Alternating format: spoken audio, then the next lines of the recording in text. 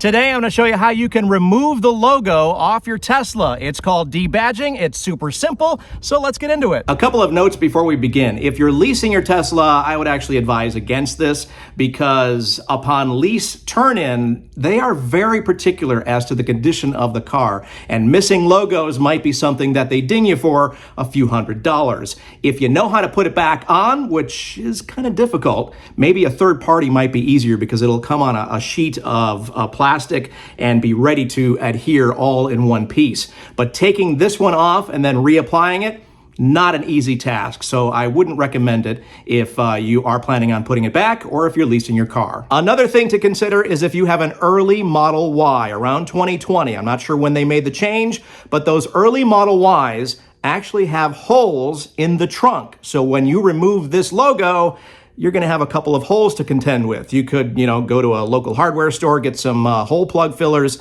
maybe put a sticker on top of over it, but yeah, you might have to deal with that. So be careful and check your model. Before we begin, these are the items that I'm going to be using to get this job done. You're probably wondering about the hairdryer. Well, we're going to shoot that at the logo to kind of warm up the adhesive behind the logo, and that should make it easier to remove. You see some gloves there, and you see that shiny thing right there is some high-pound test fishing line. I think it's 50 pound if you're a fisherman. I think it's pretty thick. And then, of course, we've got GooGone if there's any remnants left over after we take the logo off. As far as the work area, I just put a towel down just in case the point of that logo drops funny. I don't want it to scratch the paint. I just want my work area kind of protected just in case. And of course, I've got cameras because this is a YouTube video and a place to sit. Okay, first up, we're going to use the hairdryer to get that adhesive, that 3M automotive adhesive, kind of warm and soft, and that way it'll be easier to take off. All right, that metal's pretty hot. That was about a minute, I think. Next, we've got the fishing line. You're probably wondering, by the way, why mine's black. I actually did a plasti dip up over top of this, and I've had that on there for years, and that's why mine is black and yours might be chrome. I've got a video on this channel on how I turn my wife's logo red, and I'll link that up as well so you can take a look at how to make your logo red if you want. This is a 6-year-old car. So this logo most likely has etched a Tesla logo around it, and I'm aware of that. It might be difficult to get off. I'll use maybe a little rubbing compound to kind of, smooth it over, but it might still show the Tesla logo even after taking this off because this car is so aged and weathered and seen a lot of washing cycles and so forth. So yeah, this is still really hot, so that's a good thing. So here we go. We just get that corner in there and kind of just slide it in like you would floss your teeth, I guess you could say. You can see it's getting loose already. And I'm already most of the way through. And you kind of don't want to bend the metal either, because if you do want to put this in later again, you're going to want to keep it nice. Again, this is put on with 3M automotive tape, and that's why I put the towel down here, because I kind of figured it was going to fall off. That's the top part. That came off rather easily. So I'm going to set that aside and now do the bottom part of the T. And then we're going to use GooGone to get this adhesive off of the car as well. I'm going to go from the bottom to the top because this pointy edge looks like it's a little more vulnerable than this top part. So we're going to get that fishing line underneath and just kind of work our way up. Kind of slide it up. Yeah, I can feel already that this one is a little harder, a little more stuck on because there's more surface area for that 3M adhesive. So I'm about halfway up the T. I'm going to pull it out and then come from one of these sides as well and kind of work my way towards the areas that I've already broken off. So now I've got that side piece here, and we'll do the flossing. And then I'm going to do the other side of the T. You just want to get all that surface area done. And now I can go down and meet myself at the middle here where I did from the bottom to the top, and this thing should pop right off. And my fishing line broke. There you go. Luckily, I have enough to continue.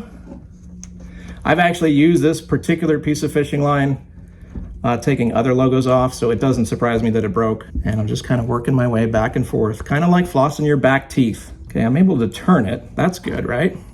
I get ready to see there's lots of adhesive that I'm going to have to GooGone, which is also why I put this towel down here as well.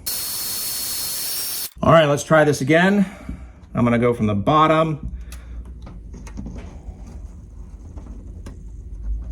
And like almost there.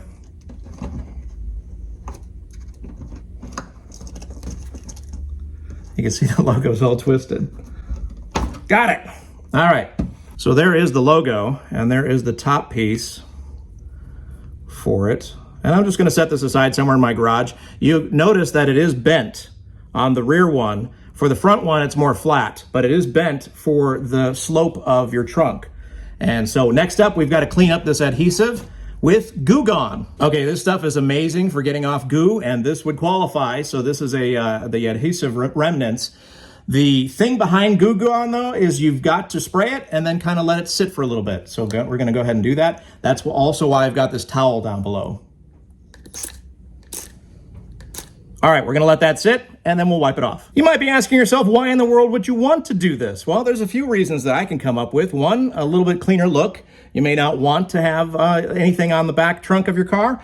It's just, you know, some people are like that. Another reason is if you want to update the look of your older Model 3 or Y by taking this logo off and putting in the Tesla lettering, this would be the first step, because you got to do that before you can do anything else. Okay, a couple of minutes have gone by. We've got some drippage. We've got the GooGone, I think, adequately soaking. I could see some streaks of the adhesive already kind of coming loose, and some of it's actually coming down here on the towel. So definitely get a towel on this. And what I did is I just kind of tucked it around the license plate to hold that area, and you can see the drips right there. What I'm going to do for that is I've got an old hotel key card. It's plastic. And I'm just going to gently scrape it off from the bottom to the top. You can see I've already done a little bit as a test. And I've also got a microfiber to wipe off the rest. So take a look at this.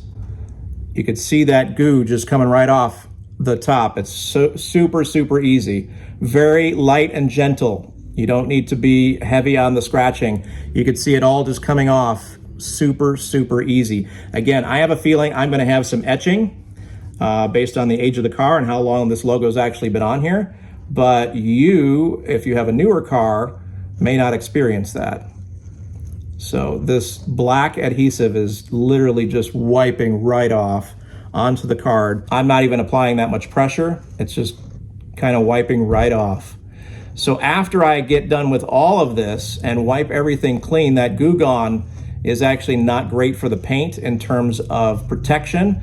So I will apply like a ceramic coating or a wax, whatever you've got lying around that you treat your car with on a yearly basis. Okay, more GooGone, and a few more minutes have passed by, and we're gonna go ahead and just kind of scrape the rest of this off.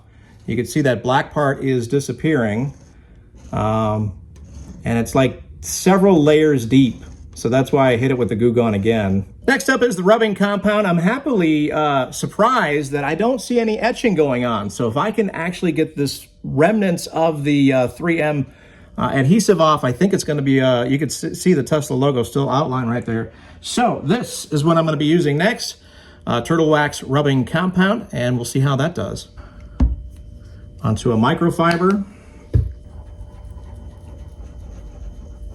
So I'll kind of work this in and then take a look, work it in again, maybe another round of GooGone, and I'll show you the end result, hopefully, when it looks better. Yeah, I think I got it. And there's no etching. We'll see how it looks in the sun, of course, but wow, not bad. Yay me. All right, so first, quick detailer to get kind of all this GooGone area off, and then I'm going to hit it with the this one here, the quick wax.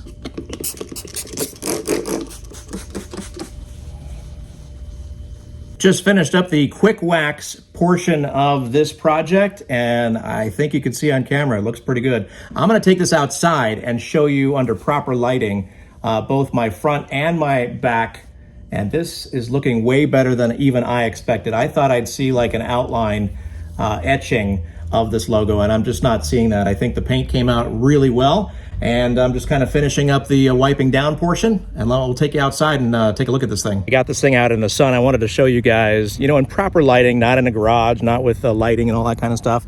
You can see right here, very, very shiny. Very, very smooth to the touch. I've got it all off, every single bit of the adhesive.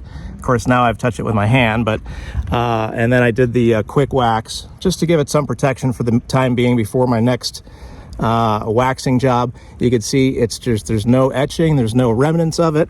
It just looks really, really good. And then the front, which I did a couple years ago actually, but just to give you an idea of what the front looks like without the logo as well.